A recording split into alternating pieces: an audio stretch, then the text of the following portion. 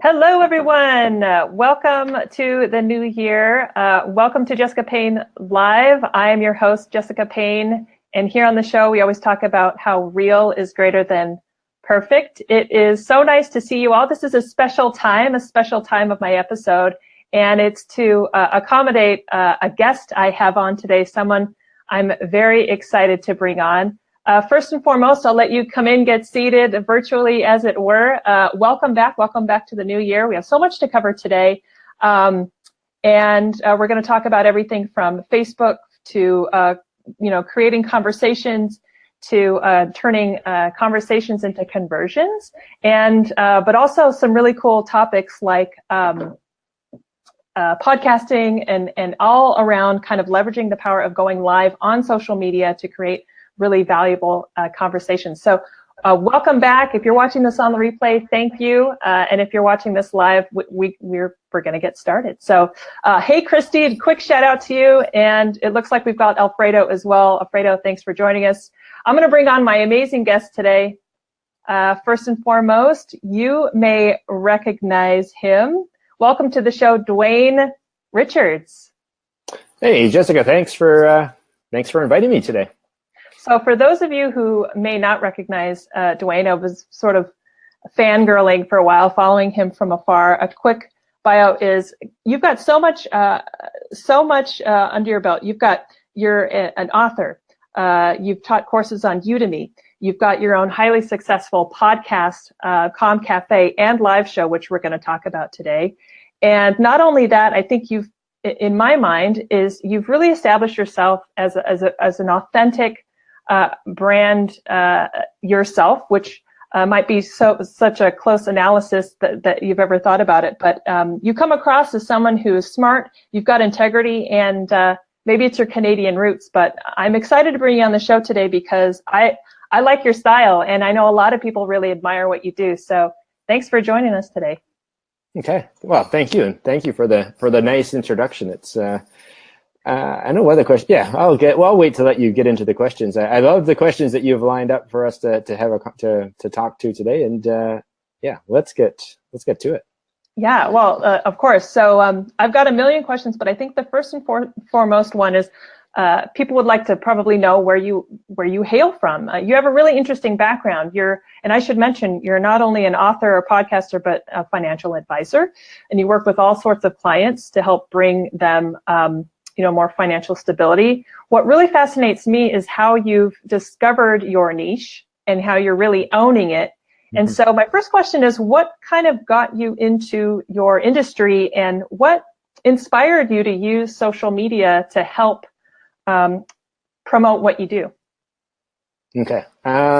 First and foremost, what got me into the industry? For years, as a CPA and CMA accountant, people on LinkedIn were actively recruiting me, saying, "Hey, you should join our business."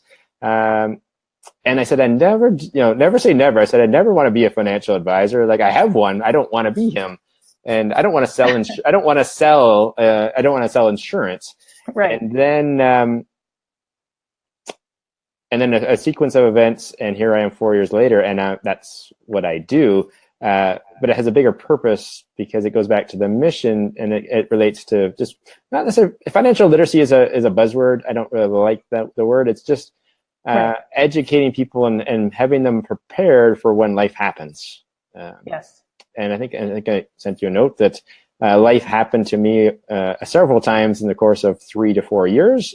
And even as a financial professional, as an accountant, someone who was educated, I wasn't prepared for those life events. And I'm like, wow, if I wasn't prepared, what is the average person, what are the chances that they are? So let me take my life experiences and get licensed so I can do it the correct way, which is as a licensed financial advisor, to then be on the internet and talking about money and other things, and not just be a no offense to our cryptic currency financial experts that have popped up in the last little while, but to actually come up with a real plan of how to structure someone's financial well-being. Yeah, you bring so much knowledge. I think finances are on a lot of people's minds right now, Mm-hmm. especially here in the United States with recent developments with taxes and whatnot. But you strike me as someone who has, you're able to distill down a highly complex subject into bite-sized pieces so that it's understandable. I can imagine people come to you with a full range of experience with finances, whether it's just starting out to folks probably asking you more expert level questions. I guess that sparks my next question. Has that been helpful, your ability to kind of translate big ideas or big challenges into smaller pieces? Has that helped as you kind of on your show or in your sort of online realm? Because I feel like a lot of people would come to you still maybe seeking the same answers to the same questions, or maybe you're troubleshooting in other areas. Yeah, I think almost sometimes it goes the other way. That I think, and I was guilty of it recently and even realized it today, that too often we get into go right to a product solution and then don't really actually put the plan together. So it's almost going the other way, that to go back up to the big picture to figure out what is, for example, if we use live video. So for example, Right. with podcasting, and we help people, so I did it for myself. So using live video and podcasting as a way to generate leads. And first we say, well, where are, like, who is your client? Like, who is your prospect? Where are they? And then what is the message that you want to share? So it's really taking back to that 10,000 foot level to say, okay, what's that overall message that you want on your, in this case, on your show, or on Com Cafe? And people say, what's Com Cafe? And I'm like, well, we cover a bunch of different things on, it's about for entrepreneurs. We talk about mindset, personal development and professional development. I have a nice big wide net because I can bring on authors, I can bring on speakers, I can bring on other people to demonstrate to them the power of, Facebook Live and podcasting. And then I'll create my own show later, which is be more about the financial, and then not try and confuse things. So it is a challenge. Yeah. We had a quick question from Alfredo, and it's slightly skews, but Alfredo, I want to honor your question. He's also wondering if you're into LinkedIn groups as well. Is that part of your network? I think I know the answer to this because I saw you pop up on LinkedIn earlier, but do you use LinkedIn groups much, or is it, where are you at in the social sphere, I guess? Facebook, other areas? It's really interesting. Like 4 years ago, I actually drew out this, I did a whole, I'm not going to be an accountant anymore, I'm going to be a social media marketer.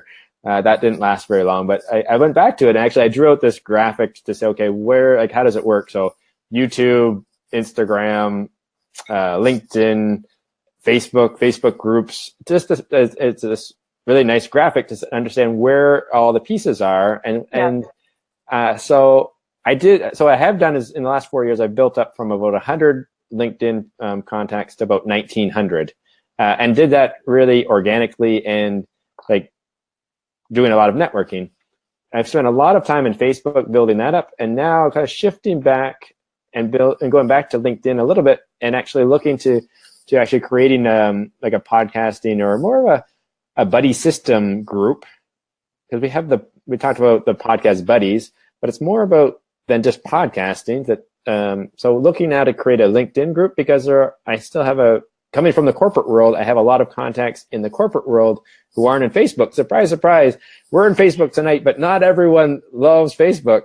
So then I'm like, okay, let me duplicate some of it in LinkedIn, because there's people that are more comfortable as LinkedIn as their platform. So it's a balance. So the real question is, where do your people hang out, and hang out there. So if your people are on LinkedIn, then be on LinkedIn. If they're on Facebook, be on Facebook. If it's Instagram, Snapchat, just pick one or two, and that's where you should be, and only be there if that's where your clients or your ideal prospect is. So that's a good rule of thumb. In communications, day one of my freshman year, the golden rule was know your audience. And I feel like that rule is never going to change in marketing or whatever. So for all of you sort of following right now and wondering where the opportunities are, rather than hyper focus on one channel or a new channel, which tends to be very, very tempting, or even a new modality like going live, for example, Dwayne's got some great advice to say, know where your audience is. So, taking that time to, I think, investigate too.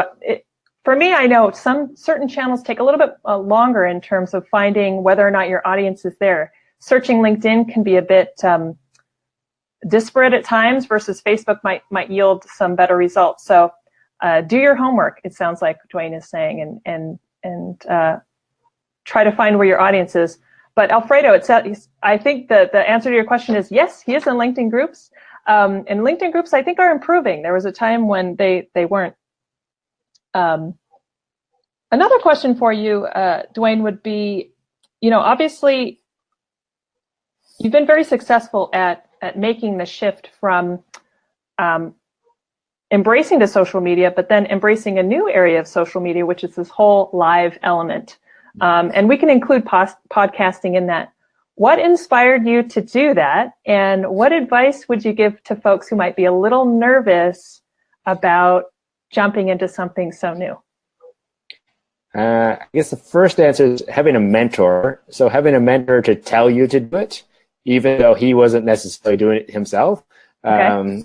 And he more put out the challenge. So I guess back in, it's been about a year. So I think November, December of 2016. So let's say December. So in December, he challenged me to do a Facebook Live a day for 60 days. And I think I did it for probably about 50. I think I missed a few days over Christmas of 2016. I missed a couple of days over Christmas. Surprise, surprise, you just don't necessarily do it over Christmas. And sure. And that really kind of, and seriously, I go back and I see some of the original videos I did probably 3 years ago. I did a course with Peak Potentials or New Peaks called Train the Trainer. And you came back and you're supposed to record 7 videos just of yourself in 7 days. And I went back and watched those and they're really bad. So it's one of those things. But you still did them. You accepted the challenge. And we didn't even, at the time, because Facebook Live wasn't really happening. That was 4 years ago. And it wasn't about even publishing them. It was just to record them for yourself and re-watch them and just watch yourself. And that's really hard. That's really hard to watch, like can be to watch yourself. And then once you get into the flow of it, you just do it. And I had some colleagues that jokingly tease me because I was like, some days I was doing 2 or 3 lives in a day, and they're like, "Man, every time I turn on Facebook, you're there." So it's a good way to. We say if you want to be a speaker, the best way to become a speaker is to speak. So everyone wants to be on someone else's stage or go be a speaker at a meetup or different events. So you say, well, just create your own audience. So Facebook Lives and podcasting, we recommend to our clients, is a great way to become a better speaker. Doing this, improving, like really that's what Facebook, I find I have more fun doing Facebook Lives because you just go with the flow. I find sometimes doing a recorded podcast harder because you're trying to be perfect.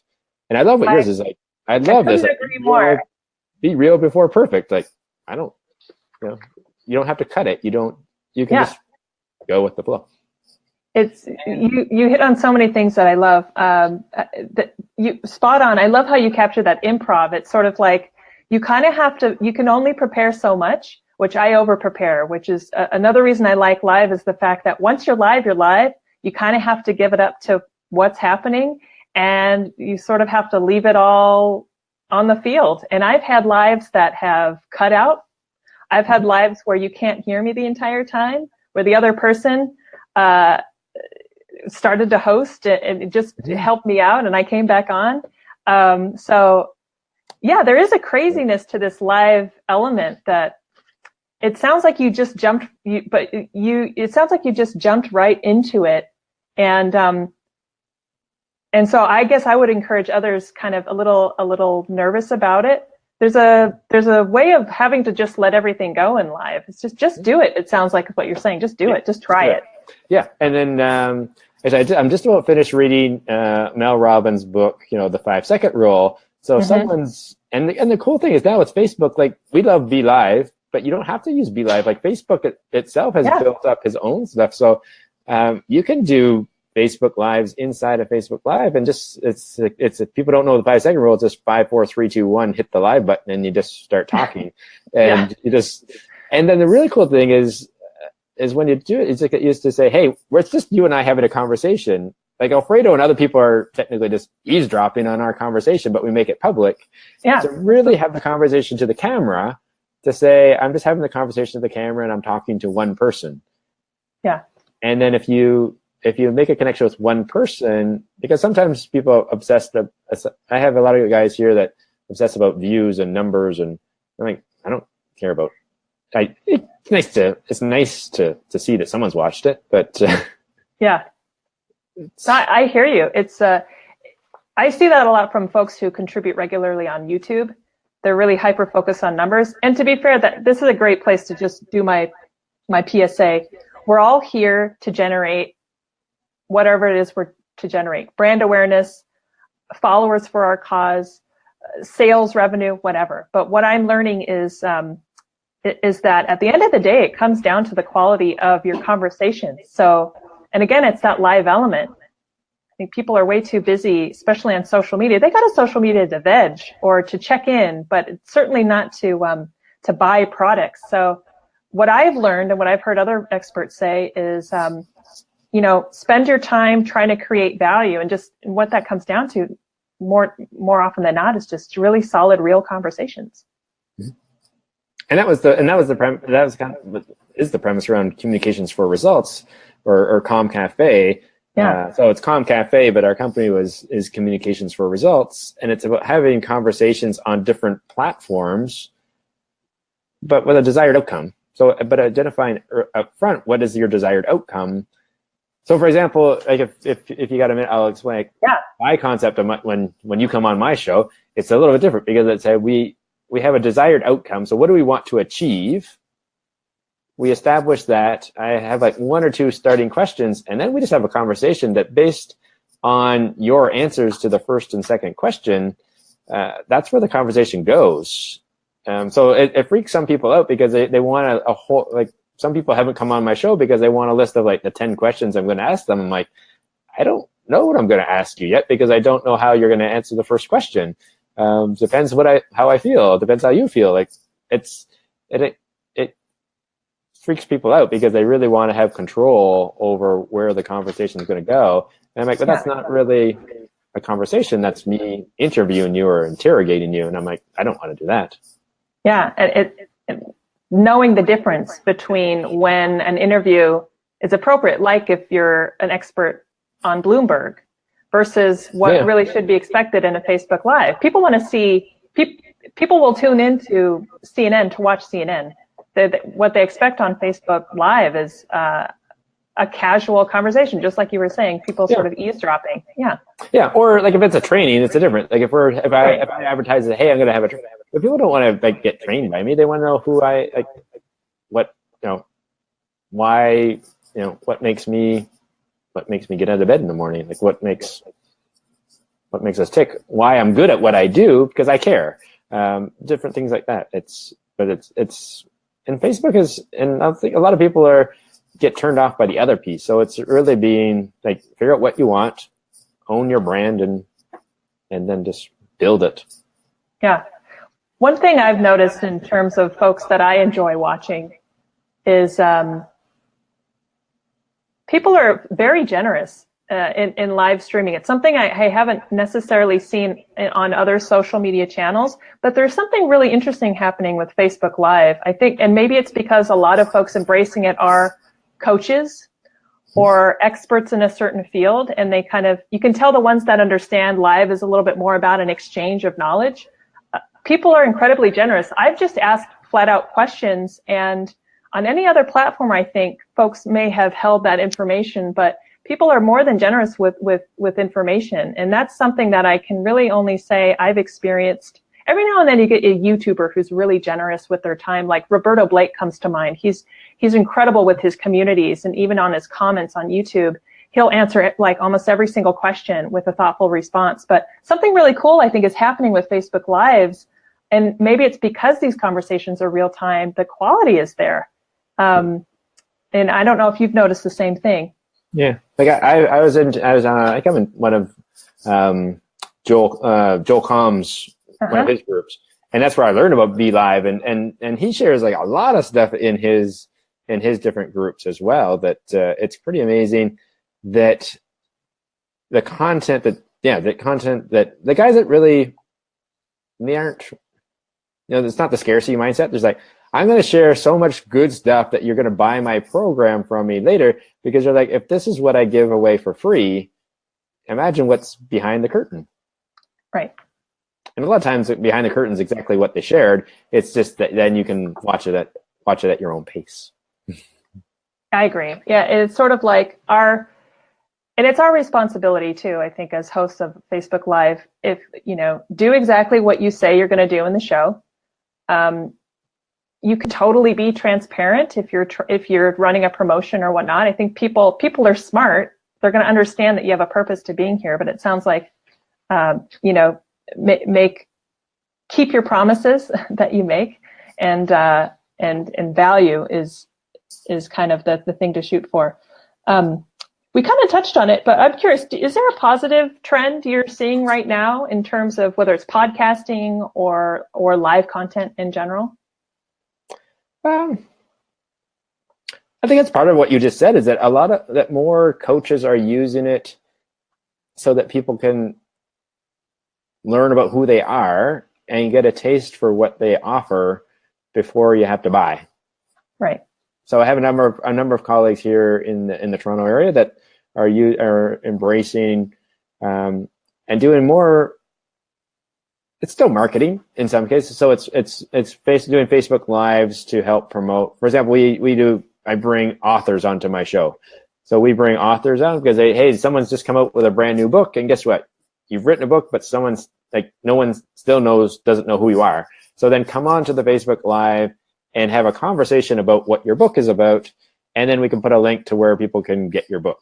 But it's showing people that you still have to market your business, and if your business is a book, a course, a workshop, a seminar, that Facebook Lives are a good way of doing your own marketing. Yeah, I think especially as people are a little bit more sensitive to being marketed to everywhere else. Yeah, but so there's still a marketing piece, but you're starting to share a story. So I could share like key points from a chapter of my book, or I can share a key point to what an upcoming workshop is. So someone doesn't come to the workshop. If I just sold you on the workshop and you come and you take my workshop and then you're disappointed, you're not really happy. If I present to you ahead of time, okay, this is the concept of the workshop, and now I've at least shared the outline of the workshop with you, and then you come, chances are that you're going to be happier because you have a better knowledge of what you're buying, as opposed to just sending you a script or a copy, email copy. Yeah, and you touch on something really interesting. I guess it's one of the positive trends, if I will, that I'm noticing is there's a lot of forgiveness, especially the more transparent and genuine you are in your business. And I think having regular live conversations where people know that Dwayne's a really solid guy. He's not only an expert in what he does, but I can trust him. It's that whole thing around trust. It's sort of like, if you make a mistake, or let's say that webinar wasn't hot, or your launch was a little clunky, or maybe folks were just a little underwhelmed for whatever reason. I feel like as long as you're transparent and your goal is to deliver value, and like you were pointing out, like go the extra mile to reconnect with people, I feel like there's a lot of forgiveness. People just want that value, but it's like the most important piece. But I feel like I'm seeing a lot more forgiveness on social media, specifically when people feel they can trust that person. They're more authentic. Yeah, and I think it's a balance, because I know like in my early days, I kind of had like random backgrounds. So you're doing Facebook. Yeah, I love your background. It's very professional. It's calm. It's not distracting. I have like crazy backgrounds, and then someone's like, no, you should have it more professional so that it's like not distracting. So different things like that. That's again, and that's kind of what we do with podcast buddies, but also with Facebook Lives is it be real before perfect, but still as you grow, then you start to sort of say, okay, I went and got a better light so that, I have better lighting so that it looks better. But also people know, like you said, like my show is generally it's pretty authentic. So it is me. Like some days I used to do stuff like first thing in the morning, and guess what? I didn't necessarily brush my hair today. And sometimes I invite guests on and they're like, oh, I can't come on. I haven't, I don't have my makeup done yet. And so I always am respectful of my female guests. Right. It's a big deal. It is a big deal. But again, it also goes to that brand. And brand is, you're the branding person. Brand is important. So sometimes it's, okay, what do you try to do too many times? So that's why if we go back to podcasting, we sometimes introduce people to podcasting first, because podcasting, I just need the audio. So I don't need lighting. I don't need to worry about the video, the quality, that I can shoot a podcast on my phone and just have the audio and start that way. If people are trying to figure out how do I get started, there's different ways of getting started. I actually started first with Facebook Lives, because it was, in my sense, it was easier, because I just pulled out the phone and hit the go live button, and I didn't have to do any editing. You just go live. Yeah. Alfredo is touching on the reality, real is greater than perfect, of live streaming. He said, video has its quirks, but technology will fail, and we expect that. Yeah, you're absolutely right, Alfredo. Yeah. And then it's no different than, like, we were back, I don't know if people remember, maybe 2 years ago, there was Blab. So Blab was going to be the next thing, right? So, and a lot of people like built their shows, like the radio shows on the Blab platform, and then it went away, and they're like, wait a second, I just built my whole platform on, guess what? Rented, not even rented. It was like free real estate. And even Facebook, like this isn't even rented. This is free real estate and then, so squatters. I love it when, my colleagues I'm on Facebook and people are posting that's like, hey, just say hi if you can see this, Facebook changed their algorithm again, say hi just so I know that someone's watching. Yes, I do that all the time. You used to do that? You don't do that anymore, do you? No, I see that all the time. I've never responded to one. I'm a little. Okay. You don't do that personally, do you? Like, it's okay if you do, but it's a kind of not a pet peeve. I'm just like, so here's a quick trick. So here's about using Facebook. So I posted yesterday or Monday, lose track of the days. I posted a thing saying, hey, I have this new strategy where I convert prospects to clients on Facebook. I'm doing a Zoom call later this month. So here, I'll offer it to you. If anyone's watching, if they want to join it. So I'm doing this Zoom call later this month. Just message me to say, yes, I want in. And specifically for those people that are whining about Facebook changing their algorithm again. Perfect for those people. And I got like 30 people saying, yeah, I want to know. It's like everyone wants to know, okay, what's the next secret to cracking the Facebook code? Guess what? There is no secret. So the training is going to be how to use Facebook Live to do it, right? So just use Facebook Live and just be real. And then actually how to use Facebook Live and then bring on guests and then leveraging other people's, just like what we're doing today. So you brought me on, I posted on my page, you posted me on your page. So we're leveraging each other's networks, and therefore we just doubled our reach tonight by bringing on a guest. So absolutely. We didn't post something, and it's because people are still using the marketing for the post and pray or pay and pray. So I'm gonna create a Facebook ad, and if I pay for the Facebook ad, I will get traction because I've paid Facebook to promote it for me. And they will deliver. But it's the people that have posted and prayed to say, I'm going to create this post. I don't want to pay for it. I've never paid for Facebook ads yet today. Wow. It's all been just word of mouth, huh? Yeah, just leveraging other people. And then you just bring people on, and we do it a little bit, but I don't like it too much where some people are also trying to manipulate the Facebook machines in their lives to say, hey, if you hear me, type a 2, if you do this, because again, it's wanting all of the, I get it. You want the engagement, you want the likes and stuff, but then you're like, but it's not a real conversation because you're trying to fool the Facebook algorithms again. And it's wicked annoying. At the end of the day, people forget that 1999 tactics don't work on social media. So yeah, I'm right there with you. You touched on something that I think is a good trend that's happening right now, and it's this creative collaboration. I guess you could call it good old-fashioned networking, but so instead of like trying to manipulate the algorithm, just be cognizant of what the algorithm likes. Facebook likes when you keep people on Facebook.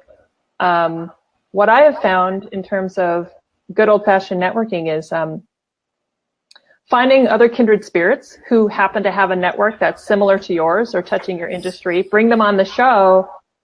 But if you come from an organic place where that's all genuine and the person, like you're an expert in podcasting and live and just a solid, not just an expert, but a solid human being. So it's like you're going to resonate with folks who frankly expect authenticity, which is sort of my banner tone. They expect people to come on and be real. And that's why we're letting people know where they can find out more about you. But this is it's not an infomercial.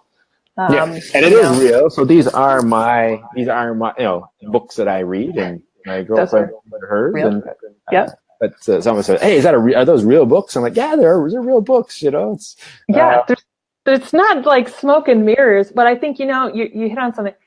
People are really cynical and skeptical right now, and so it's like it's much more responsibility for us to really, really just not only say we're going to be authentic, but just be real. But I'm glad you pointed out those are your real books back there, because I was like, I'm kidding. You touched on it a little bit, but can you tell us a little bit more about Podcast Buddies? Just in case folks are interested in that. So it's the name was kind of fun because we had something else that was like how to do something or other, and then we're like, oh, that doesn't really. So the whole idea about Podcast Buddies was it was like a workout buddy. So do you go to the gym at all? Do you go to the gym? I don't go to it. I have a track I run around. It's a local track, but but generally, I get the buddy system for sure. Well, it's a buddy system. So hey, when you go swimming, don't go swimming by yourself. To have a buddy, don't go. If you go to the gym, we work out better if you have a buddy. So it was about podcasting, and the whole idea was a buddy system. So we actually call it podcast buddy. We lift each. I forget my own tagline. Lifting each other up. The fact that so in our community, when someone has a new podcast, they post it in the group, and then people share it, and we listen to it, and then just encouraging. So then we have the free group where we put some basic stuff to say why podcast. So hey, Gary Vaynerchuk, everyone loves Gary Vaynerchuk. He's like, hey, if you're B2B, you should be podcasting because you should be your own digital marketing company. Yeah. And for some reason, because Gary Vaynerchuk said it, then everyone wants to podcast. Perfect. But guess what? He doesn't actually help you podcast. He just tells you to podcast. Right. And then we just said, okay, well, there's different types of podcasts, and there's different, there's all these different scenarios. And then if people go to Google, I like Google just like the next person, but it can be very confusing, very clouded, and very people just don't know where to go. So we said, well, let's create a group. And then back in January, so a year ago, we actually ran our first workshop. We actually had 6 people come out, and we sold it. And we hadn't even created it yet. I'll tell you my secret. We hadn't even created it yet. It was like, we're going to teach people how to podcast. And 6 people came and 6 people bought. And they're like, great, we want to. I'm like, oh, crap. We got to. So we created it after we saw there was a demand for it. And then in 2017, we built on it. So then by the end of last year or the beginning of this year, we now have sort of the new version or Podcast Buddies 2.0, which now we actually know what we're doing. We have a number of successful clients who have published a number of their own episodes and they are running on their own. And then we went back and we relaunched we reset our goal for 2018, which is to say we want to help 300 people launch their podcast in 2018. And very cool. And the cool thing is, so actually I have a client who's actually starting his very first he just started like a week ago. And he's doing his very first episode tomorrow. And he's just using Facebook Live. Beautiful.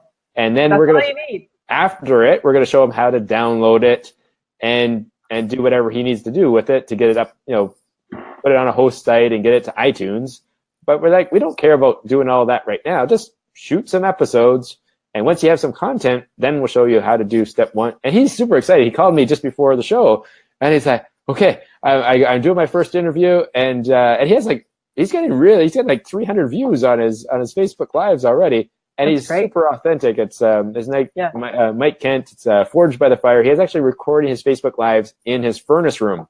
So in the background is furnace. Is his furnace. It's really cool. And cool. He has some amazing stories. He's made big changes for himself. And he's like, this is the only place I get away from the kids and not be interrupted. So I go down to the furnace room and behind. Now when he's doing his other show, he's got a better background when he's doing his podcast, but he was doing Facebook Lives in the furnace room. And that's where people can just make it your own. Like just make it a little bit quirky and you have to capture some different guy. One of my guys is like, for Facebook Lives or doing video, he had 5 things. It's like, okay, you got to get someone's attention right from the beginning because if you don't capture their attention. Sure. So he's like, so capture their attention. Yeah. Energy, all that stuff, but it's still be authentic because people can figure out if you're following a script. I agree. But if it's your show, have a script because then people know like if they're watching your show, the Jessica Payne show, then they know, there's this piece, there's this, and they have a flow to your show. Have a flow to my show. And speaking of unscripted, so I was looking down a bunch because our studio cat is on my lap. And of course now she demands, I was like, I'm doing a show, dude. Anyway, so you might see a tail cross. That's one of the tips on our pod. I've downloaded some different people. So like set 10, 20 things to do before you record your podcast. It's like, put all the pets away. Nope. Not going to happen with this cat, but or the kids. Yeah, we all think about the BBC guy, and here she goes. We'll see. Yeah, she's going to step on a cord. Beautiful. She's navigated it by now, but mild panic over here. Nice. Never a dull moment. You want to step on my lap again? Okay, we'll do that. Yeah, that was the tail there. Yeah, if you listen to Chris Garbo, the side hustle school, he actually gives a shout out to his cat at the end of every episode. His cat is like in Oregon or something. He's like, and he always gives a shout out to his cat. So, Alfredo, I should, but I won't. I love my cat so much, and you know what? I'd rather see a little bit. You can see the tail, unless she, breaks the internet. She's here to stay because she is a part of me. But yes, I think put distractions away is a good rule. You touched on something that was really, really cool, Dwayne. You promoted an event, maybe even without knowing you were promoting it, before you even prepared it. What a great way to kind of test interest in something, and in a way almost finance you creating your podcast course. Yeah. And then we're actually doing this with a colleague of mine probably next week.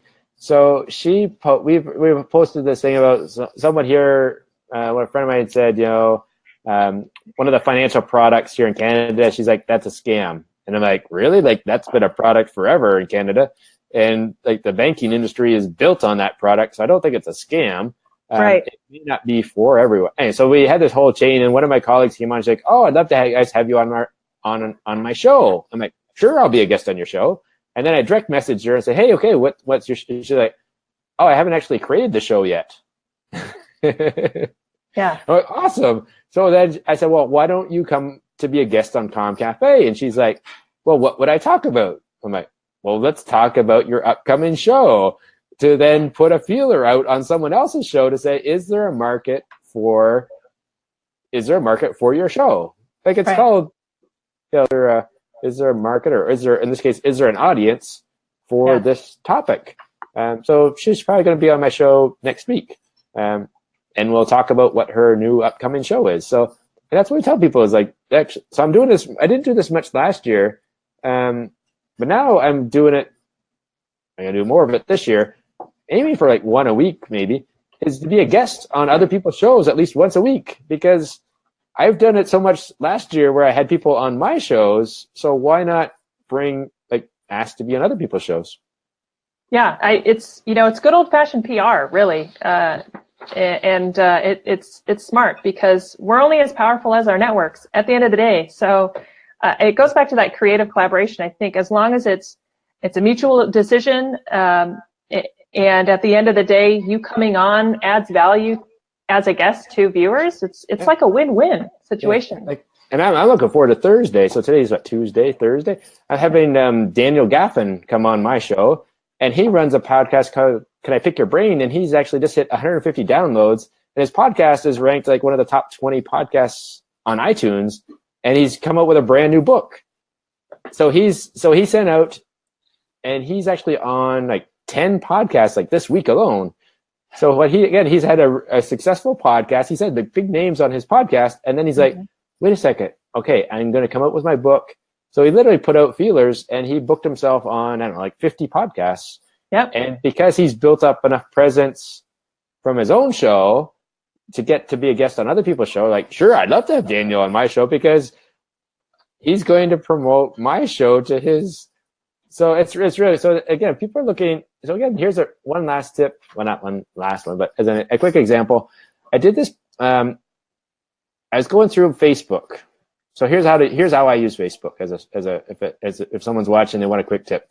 I was going through Facebook, and I look, as a financial advisor, they teach us to observe about life events. Mm-hmm. Someone having a baby, someone getting married, getting engaged, deaths, funerals, babies, graduations.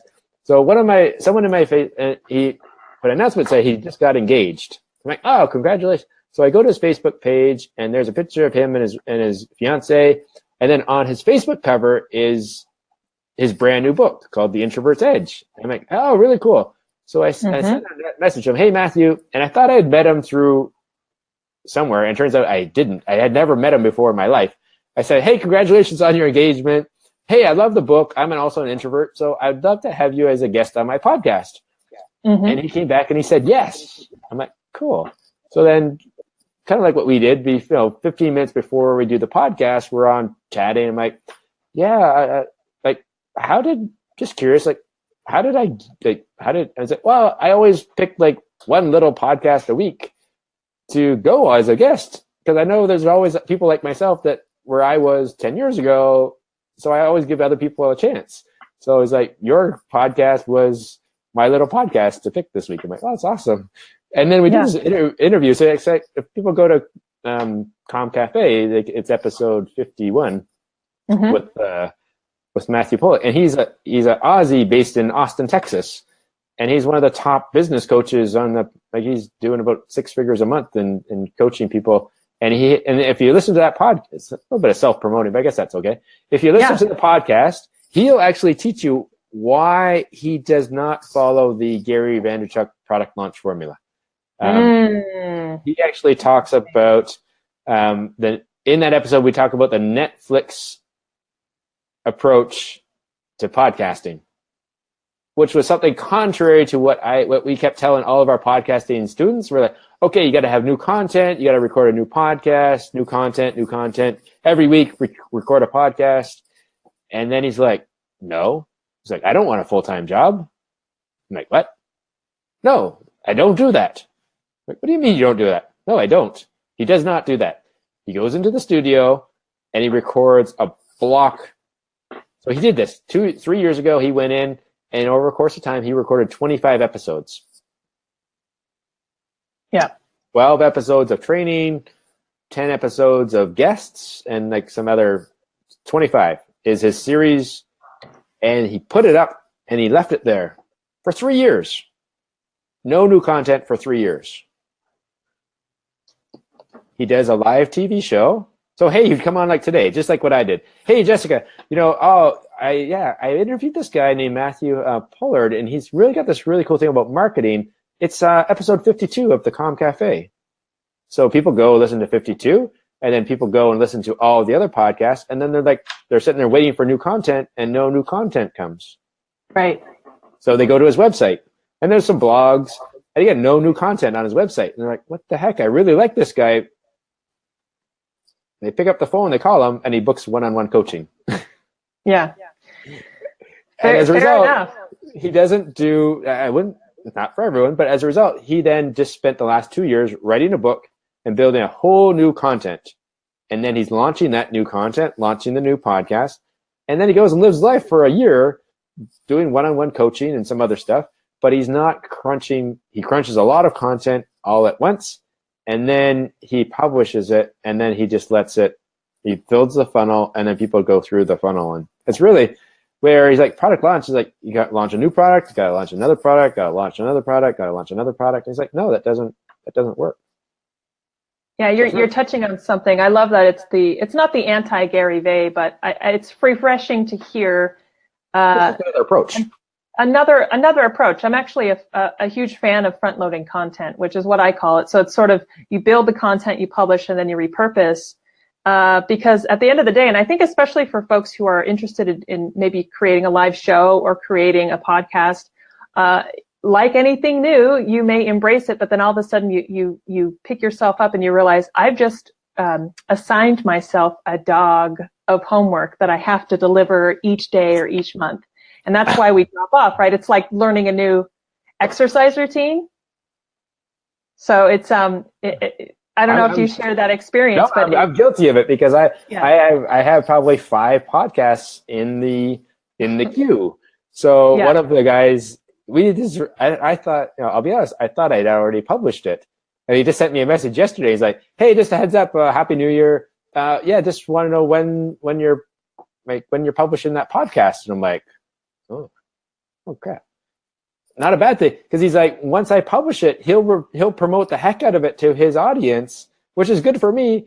I just have to go back but I did it just before Christmas, so I recorded probably maybe 8 or 10 episodes in the month of December, and then I was only publishing like 1 a week, because then I filled the queue, but I'm like, my listeners don't want to listen to a podcast a day likely, so I have this extra, publish one a week, and then Christmas happened and New Year's and that whole life thing. So yeah, it's a good lesson. It's sort of like everyone just practice awareness when embracing anything new, whether it's a new technology or whatnot. I think part of that's one of the biggest challenges I hear from folks. I don't want to say excuses because there's a charge to it, but it's that fear of failing one more thing, maybe based on their own experience, is what prevents a lot of people from embracing live. But we are here to tell you, just embrace it. And in fact, if you're keen on just how to jump on Facebook Live in minutes, I stay till the end because I've got a little goodie for you. But just like Dwayne was saying at the top of the hour, like just do it. Quick question from Alfredo. I wanted to make sure that we addressed it. This was going back to when you were talking about promoting your financial product. He says promoting a financial product or a show. Was it alone? He's curious about what you were. So my colleague. So I'm guessing Alfredo's in the U.S. Yes. So this was specifically for Canada. So in Canada, we have a product called our Registered Retirement Savings Plan. So it's called an RRSP, similar to your 401k. So it'd be the equivalent to you posting that 401ks are a scam. So she posted saying RRSPs are a scam, and that people shouldn't put money into their RRSP. And I'm like, as a financial advisor, I'm like, no, that's not right, because that's not right. It's each individual. If someone has a lot of wealth, there's more efficient ways to do it, that an RSP isn't necessarily the best product. But it was meant for people that have a job with companies that don't have pensions. So it was a replacement for, and same as the 401k. The 401k and the RSP in Canada were replacements for people that didn't have company pensions. So you had it was your self pension. So it's your self-directed pension plan. And so these people are promoting sort of financial literacy and helping people get out of credit. And I'm like, no, that's incorrect, because it's a vehicle, it's a tool that can be leveraged for tax purposes. And just, you have to understand what the purpose of it is. I learned firsthand, even as a financial advisor, that, hey, it's great to put money in it, but if you take money out of it early, guess what? You have to pay tax. Oh, yes. Yes. We're very aware of it. Yeah. So when you put in the 401k, like you can take money out of your 401k, I'm sure, but you have to pay tax on it. And then people are like, oh, what? But like, yeah, what did you? So, but again, that was the whole purpose of people sitting down, putting money into it without sitting with an advisor to say, what is the goal? What is the purpose? Is it for your retirement or is it to fund your startup?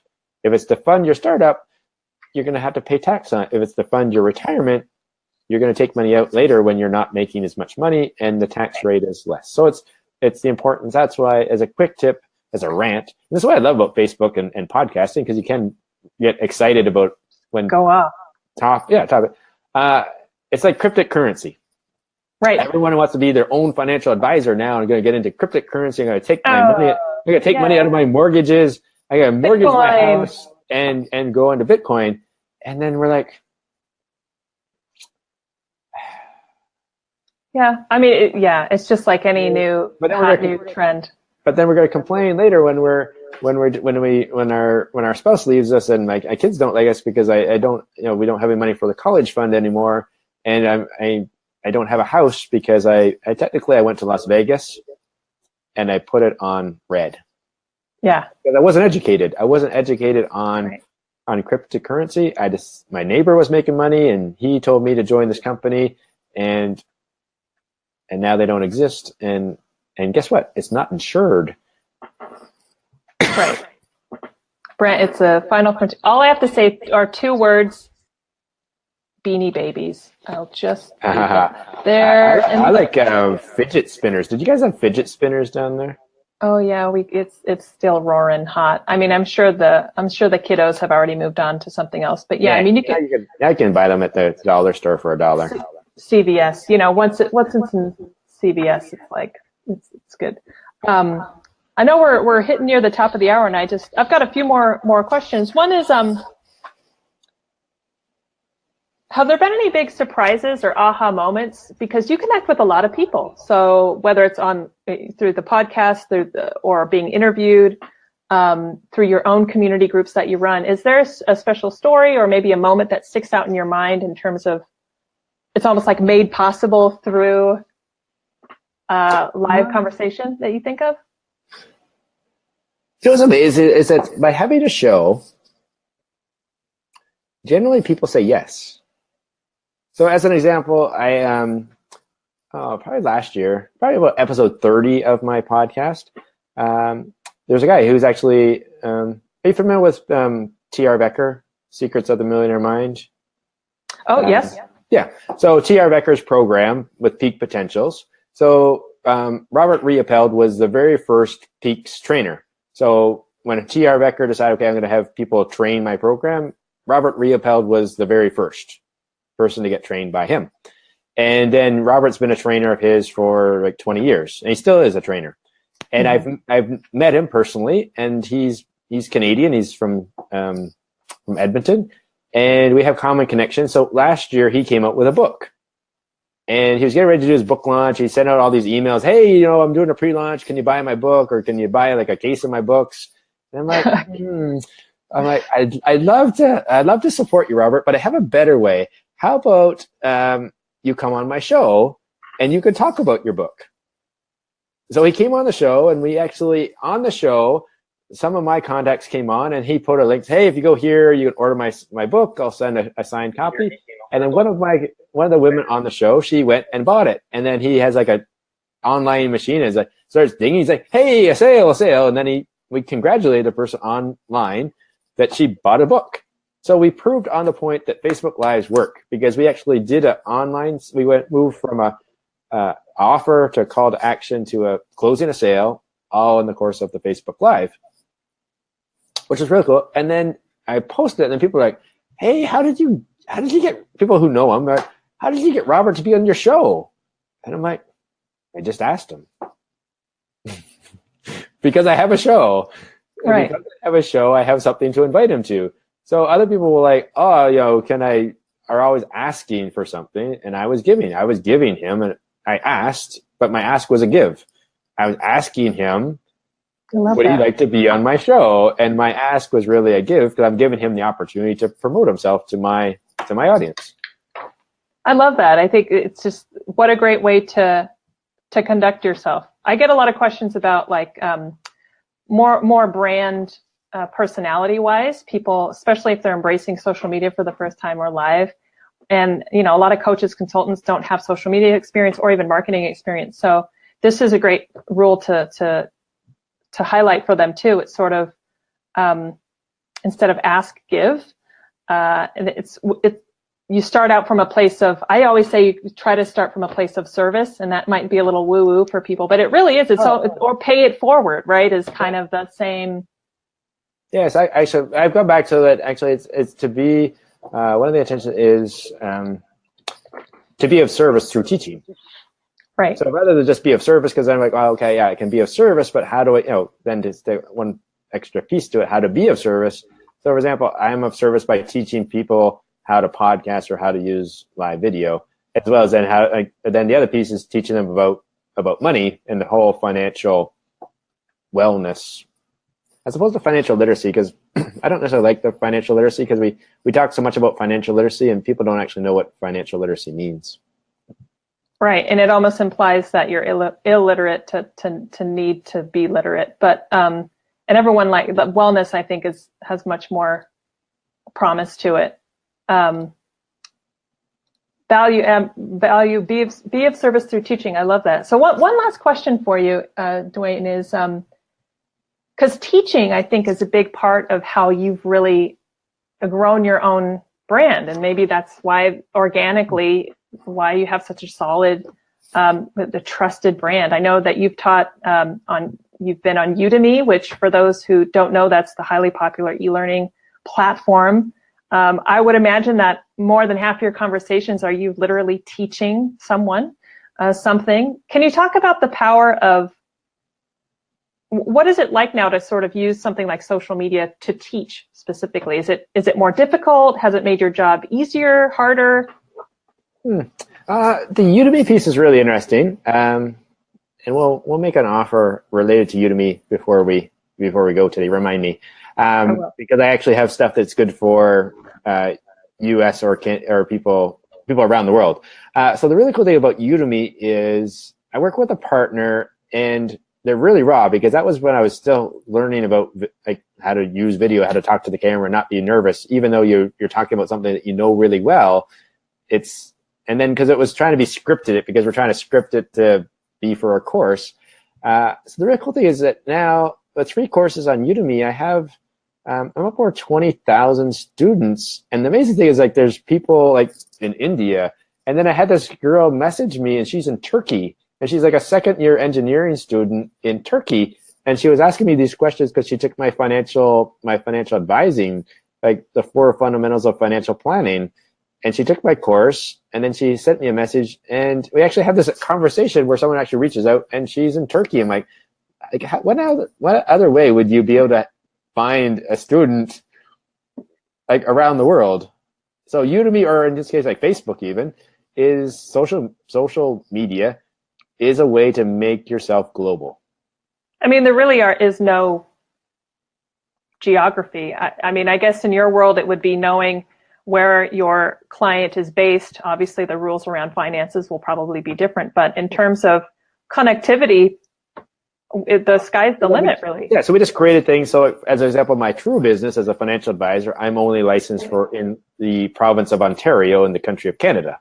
Right. So that side of the business is somewhat limited, and I have to meet people face to face because we have to sign papers. Sure. All the other businesses or other things that we do are global. Like, I could help someone. I have a colleague of mine, so he connected with a guy that's in Brazil. We're going to talk to him about helping him launch his podcast in Brazil. Like I said, I have over 20,000 students in Udemy. Like 19 or 10% of them are in India. That's incredible. Yeah. It's about how to save money on your taxes. Because again, I think everyone, as long as you're taxed, you're going to be interested in the answers to that question, myself included. But I take the Tony Robbins approach, that there's lots of disclaimers to say, I am not I am not Right. licensed in the state of California to give you tax advice. I can tell you though that your car, if you have a car? Yes. Yeah. So your car is a tax deduction. Right. Your home office is a tax deduction. Your marketing is a tax deduction. You're, doing different things. So, hey, so my offer to your lovely listeners today is, if people message me, they can put in the how do you want to do it? Do they put in the comment section? Yeah. Leave a comment and then we'll follow up. Yeah. So, and if they want this, so I actually have 3 courses on Udemy. So all they have to do is just put in a comment about Udemy. So the one course is how to save money on your taxes. So if you're a home-based business, or if you're just an entrepreneur and you're just starting out, or you want to know why every person in North America should have at least some side business for tax purposes, that's what this course is about. So there's Save on Your Taxes. There's another course called The 4 Fundamentals of Financial Planning. And the first one being Cash is King, being liquid. So there's that course. And then the third course, I think was actually my first course, which is just the difference between bookkeeping and accounting. So if you're a small business, if you want to be a business owner, if you're looking at having a side hustle, or if you actually if you're self-employed, and you want to have a conversation with your banker, was actually what it was. Because if your banker says, hey, I need your balance sheet, and you're like, a balance what? You're like, what? Or you have income statements, and you're like, income. So it's more about terminology and the different things. So you can actually have a conversation with your accountant. Because lots of times, I can make fun of my own profession. Sometimes the accountants aren't the best communicators. Mm-hmm. So this course kind of takes the accounting lingo and simplifies it for the non-accountant. So that's basic bookkeeping hacks. So folks, I've put it in the comments as well, but if you just leave a comment with the word Udemy, we'll get back to you and we'll point you to those 3 courses. I could probably enroll myself in all 3 right now. That's the thing. I'll send you the link too, and it's a coupon. So so the great thing about once you create a course on Udemy, you can create your own coupon codes, and you can give your course away for free. And we use it as I work with a partner, and we call it reverse marketing. It's about how to put contents on Udemy and then generate leads for your business through Udemy. Yeah. And Udemy is a whole other, maybe we'll have you back on, Dwayne, at some point to talk just about Udemy and e-learning. Yeah. I have gotten a few questions in the past about it. Okay. So it would be a great follow-up, and we can talk specifically about e-learning and maybe even courses in general, because I know, I'm obviously launching my own Life Show Mastery, and you have such a wealth of Udemy experience. I think, let's put a pin in that, and let's have you back on and talk about Udemy and courses and e-learning so that folks can get more insight. Yeah. And as a tip, because some people are like, how can someone be and as you say, like an expert in different things? And it's because I've branched out. So I have a mentor, a business partner, and he is the Udemy. So he has over 100,000 students on Udemy. He's co-produced over 70 courses on Udemy. So we learned everything about Udemy from him. And the cool thing is, so he's traveling the world. He's in Egypt right now. And the cool thing is, he's great at what he does, but he's a digital nomad, and he likes doing this, but he doesn't like necessarily doing this. So he doesn't like prospecting, nor does he need to, because there's people like us that then talk about it. And then when people say, hey, I'd love to learn how to do Udemy, and then I just introduce them to him, and then he does his thing. So but I understand enough about it because I did it for myself. So I know how my 3 courses are working. I know the benefits of doing Udemy or using Udemy as a piece of as your marketing, as well as to build your it does become a revenue stream. Yeah, absolutely. Well, I want to honor your time. We are actually a little past the hour. First off, I want to give a shout out to everyone watching. Thanks, Alfredo, Gina. I think I saw Johnny there. I think I saw, who else did I see in there? A couple more people. thanks for watching the entire episode. Dwayne, we covered a lot of information. And again, folks, if you're interested in the courses, if you're interested in getting a closer look at Dwayne's channels and following him, I would highly, highly recommend Calm Cafe for sure. And obviously following him right here on Facebook. If you jump over to his website, there's something really cool we actually didn't cover today called Bank Code. We'll do that. Which it might be like part 3 or something, because it's a fun tool. We'll save that for another day. A nice little tease, but it's a great example of how Dwayne really pays attention to kind of meeting you in the middle in terms of understanding what your challenges are and how he can work with you. So that's a whole other episode. It was something I actually experienced on my end. So, and it helped create this episode. So Dwayne, any parting words before I let you go? Sign off? No, I just want to say thank you. It's been and this is part of, again, it's we're doing it, doing it for ourselves to then tell people how much fun it is to be on other people's shows. Because some people don't want to be. I think some people don't want to be guests because they don't, or they need to be in control. And it's fun being a guest and just releasing control to the other person. It's certainly a very personal exercise, but yeah, and I enjoy being guests on other shows as well. It's seeing the other flip side of it. And this stuff, I don't know, this stuff is fun. I mean, if it wasn't fun, I wouldn't waste my time doing it. Yeah, someone asked me the other day, she's like, what would you do if you didn't have to, if money wasn't an issue? And I thought about it, I was like, I'd probably do this in podcasting. And which is really funny because 4 years ago, I was very much an introverted accountant. Sure. To then say I would do this because you make amazing connections with people. Like we found you from the Be Live group. Right. It's just, we posted, you posted on Be Live, hey, I'm looking for guests. And so belong to groups, connect with people, and then just say yes. Someone posted, it was like, just say yes, because if you don't ask, you're assuming the answer is no. So just ask and let and let the other person say no, or hey, surprise, surprise, chances are they'll say yes. People don't say no. Those are perfect words to kind of leave it. And maybe it's this live streaming community, but it's so welcoming. And I think it's because people really understand the value of collaborating.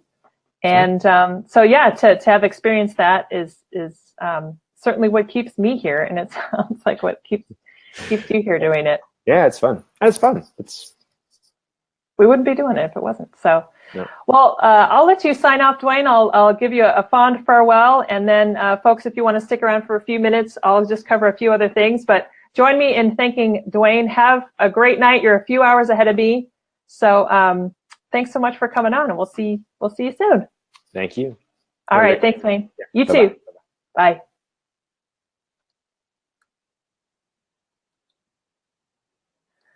Man, oh man, he's so cool. I say that after all my guests, but he's a really cool guy. So Dwayne, he's such a great example of someone who, again, his background is he's a financial advisor. Yet here he has made a really strong brand for himself. He's embracing new technologies like podcasting and live streaming to, of course, contribute to the growth of his business. But he said it himself. He's an introvert. It takes one to know one. I am one too. So he inspires me because, it's easy for kind of the extroverts out there, people with high energy, people with sort of maybe more in fashion retail, where jumping on social media might sound a little bit more easy or tempting. But it's really, I think, the folks in the trenches in their specialty areas that fascinate me the most and embracing the new technology. So again, if you are thinking about embracing social media, go for it. If you're thinking about embracing live show format, so whether it's joining Dwayne in podcasting or live show, do what he said, do what I say, just jump on and try it out. I think you'll really enjoy it. So thanks everyone for watching today. Again, if you're watching this on the replay, if you watched it all the way through, thank you. We've got some goodies for you in the comments. Again, comment Dwayne, Udemy, and a few other things. Comment me the words live show mastery to get on my secret squirrel mailing list. That will be launching very, very soon. And you'll also get a few other freebies as well. So have a great day, guys. This has been Jessica Payne live with me, Jessica Payne, Have a great rest of the day, and I'll see you guys next week. Bye-bye.